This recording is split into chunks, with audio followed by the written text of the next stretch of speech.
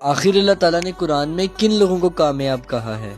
So this is day 16 of learning Quran in the most easiest وے۔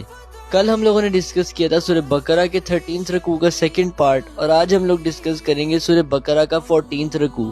تو اللہ تعالیٰ فرماتے ہیں کہ یہودی کہتے ہیں کہ یہ نصرانیوں کے مذہب کی کوئی بنیاد نہیں، اور نصرانی کہتے ہیں کہ یہودیوں کے مذہب کی کوئی بنیاد نہیں، حالانکہ دونوں اہل کتاب ہیں۔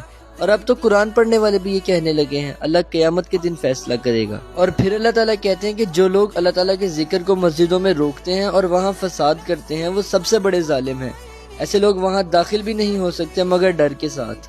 پھر اللہ کہتے ہیں کہ مشرق اور مغرب دونوں اللہ ہی کے ہیں، تم جدھر منہ کرو گے تمہیں اللہ ہی دکھائی دے گا، اور اللہ بے شک سب کچھ سننے والا اور جاننے والا ہے۔ عیسائی لوگ کہتے ہیں کہ اللہ تعالیٰ کا ایک بیٹا ہے، لیکن ایسا کچھ بھی نہیں، اللہ کا کوئی بیٹا نہیں۔ اللہ تعالیٰ پھر فرماتے ہیں کہ ہم تو کن فیکون کہتے ہیں، ہم کہتے ہیں کہ کام ہو جا اور وہ ہو جاتا ہے۔